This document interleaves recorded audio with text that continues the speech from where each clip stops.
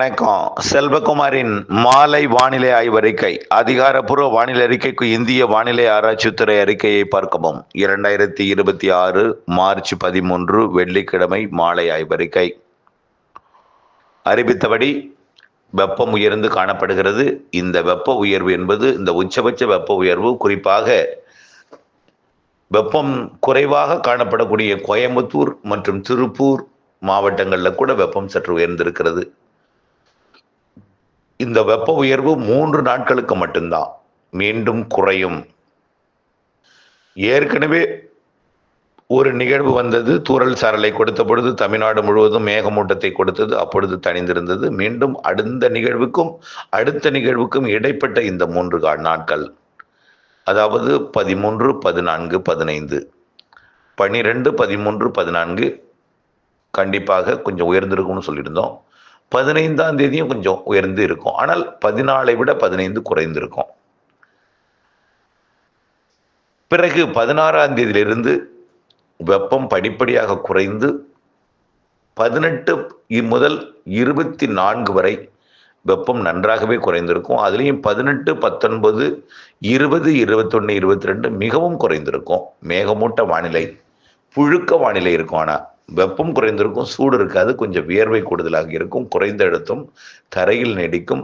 தரையில் நீடிக்கக்கூடிய இந்த குறைந்த அழுத்தத்திற்கு, அதாவது கிழக்கு மேற்கு காற்று இணைவு என்பது உள்ளே நடைபெறும். வெப்பச்சலன இடிமழை பொழிவு வழக்கத்திற்கு மாறான இடி மின்னல் அதிகமாக இருக்கும். 17ஆம் தேதி அந்த இடி மின்னல் மழைப்பொழிவு தொடங்குகிறது. முதல் இடி மின்னல் மழைப்பொழிவு கர்நாடகாவிலையும் கர்நாடக எல்லையோர மாவட்டங்களுக்கும் கேரளாவிற்கும் கேரள எல்லையோர மாவட்டங்களுக்கும் தொடங்கும். உள்ளேயும் வந்து கொடுக்க வாய்ப்பு இருக்கு. 17ஆம் தேதி குறிப்பாக கரூர் மற்றும் திண்டுக்கல் மாவட்டம் வரைக்கும் கூட முன்னேறி வந்து கொடுப்பதற்கு வாய்ப்பு இருக்கு. 17ஆம் தேதி 18ஆம் தேதி நல்ல ஒரு முன்னேற்றம் ஏற்படும். இடிமின்னல் மழை எல்லாமே மதியத்துக்கு மேலே தான். கொடைக்கானல் மலைப்பகுதி, வால்பாறை போன்ற பகுதிகளுக்கு மதியம் ஆங்காங்கே தொடங்கி, பிறகு ஒட்டுமொத்த கர்நாடக எல்லையோர மாவட்டங்கள், கேரள எல்லையோர மாவட்டங்கள் வழியாக தென் மாவட்டங்கள், உள் மாவட்டங்களுக்கு நல்ல மழைப்பொழிவை ஒதுக்கி இடி மின்னலுடன் கொடுக்கும். விட்டு ஆங்காங்கே உருவாகும். ஆங்காங்கே கடுமையான ஒரு இடி மின்னல் முழக்கத்தோட எங்கேயோ பல மாவட்டங்களுக்கு தொலைவில் நடைபெறக்கூடிய அந்த இடி மின்னலை பல மாவட்டங்கள் தாண்டி கூட நீங்கள் பார்க்கும் அளவிற்கு கொடி மின்னல் மிக அதிகமாக இருக்கக்கூடிய ஒரு வானிலையை நீங்கள் 18ஆம் தேதி 17, 18, 19, 20, 21 தேதிகளில் நீங்கள் உணரலாம். இது தமிழ்நாட்டுக்கு மட்டுமல்ல. நம்ம ஏற்கனவே கிழக்கு காற்று தமிழ்நாட்டின் ஊடாக ஊடுருவி தென் மாநிலங்கள் மற்றும் அதாவது வங்கக்கடலோர மாநிலங்கள், வடகிழக்கு மாநிலங்கள் எல்லாம் கொடுத்து வடவுள் மாநிலங்கள், அதாவது மத்திய பிரதேசம், உத்தரப்பிரதேசம் வரைக்கும் போய் இந்த கிழக்கு காற்று போய் மழைப்பொழிவை கொடுக்க போகுது. ஆக தென் மாநிலங்கள் முழுவதும் மழைப்பொழிவு தான். தென் மாநிலங்கள் இல்லை, பெரும்பாலான மாநிலங்கள் நாடெங்கும் மழை. இமயமலை அடிவாரத்தில் கூட மேற்கத்திய இடையூறு மழைப்பொழிவை கொடுக்க போகுது. ஒரு வழக்கத்திற்கு மாறான ஒரு வானிலையாக வரக்கூடிய 17லிருந்து 22 வரை நாடெங்கும் இடிமின்னல் மழைப்பொழிவை தெலுங்கானா, ஆந்திர பிரதேசம், கர்நாடகா, கேரளாலாம் கொடுக்க போகுது. இது முன்பருவ மழை, கோடை மழை, வெப்பச்சலனம் காரணமாக. முதல் மழையில் ஆலங்கட்டி மழை, ஐஸ் கட்டி கூட இருக்கலாம் சில இடங்களில். அதாவது கிருஷ்ணகிரி, தருமபுரி மாவட்டத்தில், திருப்பத்தூர், வேலூர் மற்றும் திருவண்ணாமலை இந்த மாவட்டங்கள்ல எல்லாம் முதல் மழை பெய்யும் பொழுது, அதே போல் ஈரோடு மாவட்டத்தில் வடக்கு பகுதி மற்றும் சேலம் மாவட்டம், நாமக்கல் மாவட்டத்தில் கூட ஒரு சில இடங்களில் ஒரு ஆலங்கட்டி மழைப்பொழிவு போல் ஒரு மழைப்பொழிவு பொழியலாம். நல்ல ஒரு அழுத்தம் அதிகரிக்கப்பட்டு, அழுத்தத்தினால் காற்று அதிகமாக அழுத்தப்பட்டு மேகமாக உருவாது, ஐஸ் கட்டிய மாதிரி அப்படியே ஆலங்கட்டி மழைப்பொழிவாக மெல்லிய ஒரு சின்ன நைஸ் கற்கண்டு போல, டைமண்ட் கற்கண்டு போல ஆங்காங்கே மழை பொழியும் பொழுது விழலாம்.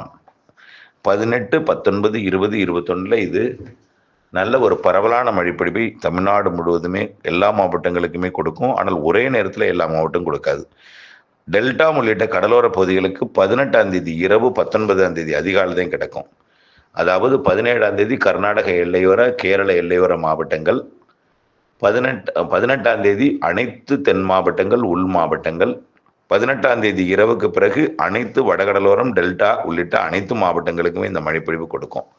அனைத்து மாவட்டங்களுக்குமே மழை உண்டு. 18ஆம் தேதி இரவு, 19ஆம் தேதி தான் கடலோரம் வரும். கடலுக்குள்ளும் பெய்யும். 19ஆம் தேதி காலையில் கடலுக்குள்ளும் பொழியும். அதாவது ஒவ்வொரு நாளும் மதியத்திற்கு மேல் மழை தொடங்கும். மாலை இரவு தீவிரமடையும், இரவு நள்ளிரவு கடலோரம் வரும், அதிகாலையும் கடலோரத்தில் பொழியும், காலையிலையும் கூட கடலில் பெய்து கொண்டிருக்கும். அப்படிப்பட்ட மழைப்பொழிவு 19ஆம் தேதி நடைபெறும். ஆனால் இடி மின்னல் தான். 19ஆம் தேதி மீண்டும் மாலை இரவில் தீவிரமடையும், மீண்டும் கடலோரம் வரும். இப்படி தினசரி 22ஆம் தேதி வரை மழை வாய்ப்பு இருக்கு. இதுல 18, 19, 20 தான் பரவலான மழைப்பொழிவு, அனைத்து மாவட்டங்களுக்குமான மழைப்பொழிவாக தெரியுது. அட்டிய டைம்ல எல்லா இடத்துலையும் பெய்யாது. அதாவது கர்நாடக எல்லையோரம் உருவாவது தான் வங்கக்கடலோரம் வரும், கேரள எல்லையோரம் உருவாவது தான் வங்கக்கடலோரம் வரும். சில நேரங்களில் கல்வராயன் மலைப்பகுதியில் உருவாகி வரும், சில இடங்களில் கிழக்கு தொடர்ச்சி மலை ஆங்காங்கே பிட்டு பிட்டா உருவாகி கிழக்கு நோக்கி வரும். ஒரே மாதிரியான ஆனால் நீடித்து நின்ற மழைப்பொழிவை கொடுக்கும். சில இடங்களில் கிழக்கு காற்று மேற்கு காற்று சந்திப்பின் காரணமாக மிக வேகமாக வந்துடாது. சில இடங்களில் விடிந்து வரும், சில இடங்களில் நள்ளிரவு வரும், சில இடங்களில் அதிகாலை வரும், சில இடங்களில் முன்னிரவு வரும். இப்படி ஒரு இடத்துல உருவாகி அது டெவலப் ஆகிற வரைக்கும் கிழக்கு காற்று தடுத்து தேக்கி ஒரு இடத்துல கனமழை பொழிவை கொடுக்கும்.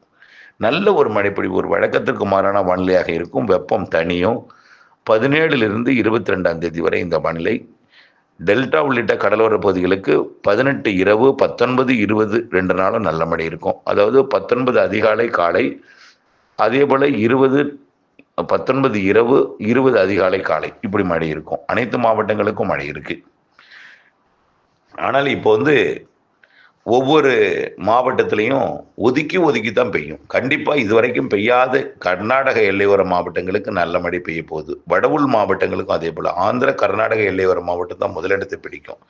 அனைத்து மாவட்டங்களுக்கும் உண்டு. திண்டுக்கல், கரூர், திருச்சி, நாமக்கல், சேலம், தருமபுரி, கிருஷ்ணகிரி, ஈரோடு, நீலகிரி, கோயம்புத்தூர், திருப்பூர் எல்லாமே உண்டு. ஆனால் ஒரே மாதிரியான எல்லா ஊர்லையும் இருக்காது. ஒரு இடத்துல கனமா இருக்கும், ஒரு இடத்துல மிதமா இருக்கும், ஒரு இடத்துல லேசா இருக்கும், ஒரு இடத்துல கடும் இடி மின்னலோட காற்று அடிச்சுட்டு போயிடும். அதாவது முதல்ல இடி மின்னலை நீங்க பார்ப்பீங்க, முதல்ல மின்னலை பார்ப்பீங்க, அப்புறம் இடி வரும், இடிக்கு அப்புறம் ஒரு காற்று வரும். இடி வந்துட்டாலே மழை நெருங்கிட்டுன்னு அர்த்தம். காற்று வரும். காற்றுன்னா பெருங்காற்று இல்லை, கோடை மழையோட வரும் ஒரு காற்று, உங்களுக்கு தெரியும். காற்றுக்கு பிறகுதான் மேகங்கள்லாம் வரும், அப்புறம் தான் மழை வரும்.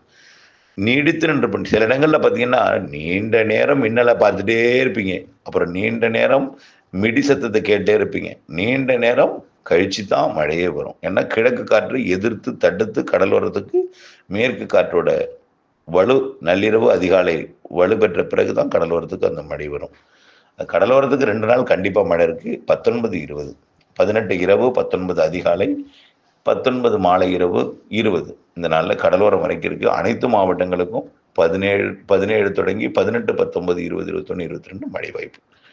தொடர்ந்து அப்டேட்ஸோட இணைந்திருங்கள். அப்டேட்ஸ் அறிந்து விவசாயம் செய்யுங்கள். நன்றி.